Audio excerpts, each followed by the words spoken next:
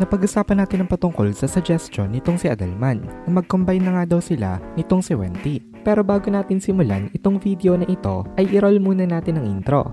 Hello everyone and welcome to my channel, ang inyong source ng Tagalog na Tansura Contents. Sa channel na ito ay pinag-uusapan natin ang mga nangyayari sa may Tansura universe. So without further ado, let's get into the video. Nagka-upload nga pala ng solo leveling contents ang Anime Fan Narrations na owned rin ng Anime Kohai. So kung interested kayong manood ng mga contents ng solo leveling ay pwede nyong i-check yung link sa my description. So nanghina nga ang katawan nitong si Wenty dahil sa in-invoke na technique nitong si Adalman. Ito ay assimilation by possession. Napaisip itong si Wenty kung gaano katagal daw kaya pinag-aralan nitong si Adalman sama bago niya natutunan itong skill na ito. Kasi mukhang smooth daw ang naging proseso. Nag-succeed daw ang possession na ginawa nitong si Adalman without any problem.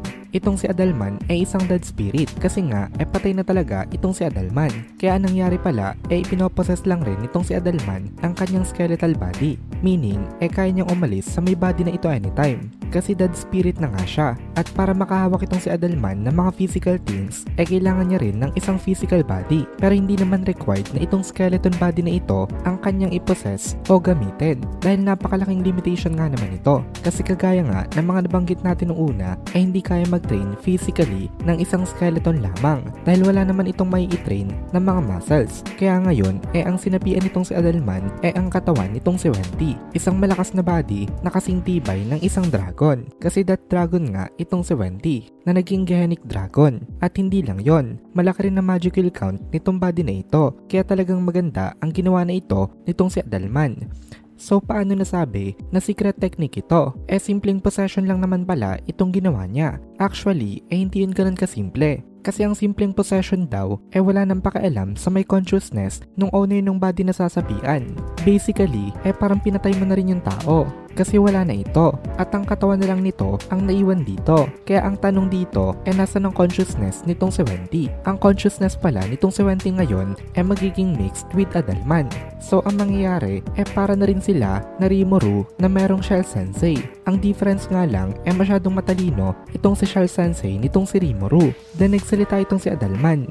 Inireassure niya itong si Wenty na wag daw ito mag-alala kasi kahit nga daw ngayon possessed na ito intact pa rin naman daw ang consciousness niya. Napa-okay na lang itong si Wenty. Dan nagsalita uli itong si Adalman. Kaso lang daw kinakabahan daw siya ng konti patungkol sa separation nila later. Parang hindi pa pala master nitong si Adalman kung paano babalik sa kanyang sariling body. Kaya biglang napatanong itong si Wenty na teka lang daw, sure daw ba talaga itong si Adalman sama na magiging okay silang dalawa? Medyo nagpanik itong si Wenty dito kasi para nga siyang nawala na ng body kung hindi na makakabalik itong si Adalman sa kanyang katawan na skeleton. Kaya pinakalma nitong si Adalman itong nagpapanik na Gehennic Dragon. At sabi ni Adalman dito even in the worst case scenario daw pwede daw silang humiling sa kanilang god na si Rimuru sama para once again mabigyan sila ng separate body. Dahil dito napakalma itong si Wenty dahil once na nabanggit na nga ang pangalan nitong kanilang lord gumagaan itong kanilang pakiramdam. Dahil napakalaki talaga ng kanilang tiwala dito. Itong si Rimuru sama naman daw kasi mahilig rin sa mga experimentations at siguradong matutuwa daw ito kapag ipinakita nila Wenty itong result ng kanilang possession. Pero ang tanong daw dito sino sa kanilang dalawa ang papalipati ng body? Kasi the moment daw na pumasok itong consciousness nitong si Adalman sa katawan nga nitong si Wenty biglang nagbago itong katawan na ito. Hindi na ito katawan ngayon ng isang babae.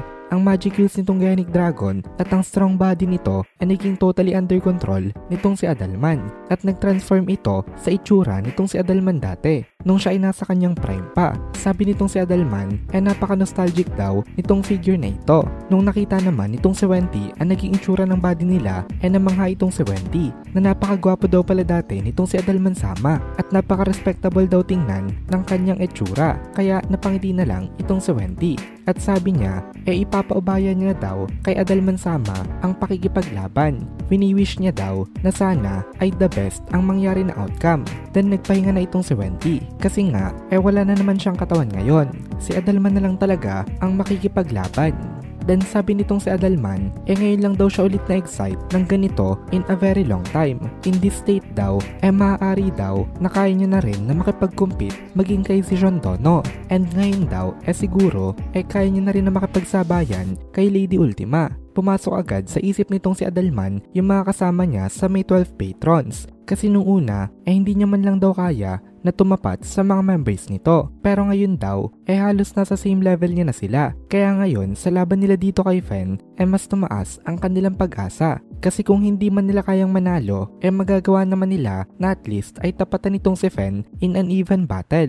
Kasi ngayon, napakalakas na daw nitong si Adalman. Maliban daw kina Zijon, Benimaru at Diablo, confident daw itong si Adalman dito na hindi na siya kayang talunin ng kahit na sino sa mga kasama niya pang patrons. Ngumiti itong si Adalman ng fearlessly, tapos tumalon siya papuntang ere. Napakagaan daw ng katawan nitong si Adalman, to the point na para na daw siyang lumilipad. Ibang-iba daw ito sa pakiramdam nung skeleton pa lang siya. Pero hindi daw dapat na makalimot na ngayon nasa kalagitnaan sila ng isang malaking gera at kailangan pa nilang labanan itong si Fen.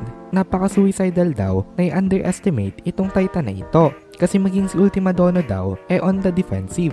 Maging kay Adalman imposible daw na talunin itong si Fen na mag-isa. Pero kung magtutulungan daw sila nitong si Lady Ultima siguro daw ay kaya na nila ito. Mabuti na lang at malakas nga itong si Fen. Pero hindi naman kasing taas ng level ng skill nitong si Glassword itong skill nito. Kasi kung kasing masterful daw nitong si Glassword na makapaglaban nitong si Fen talagang wala daw silang pag-asa. Pero ngayon nga hindi pala nagagawa nitong si Fen na i-manage ng maayos ang true dragon level na magic kill count niya. Kaya in that case daw, may chance daw sila na manalo.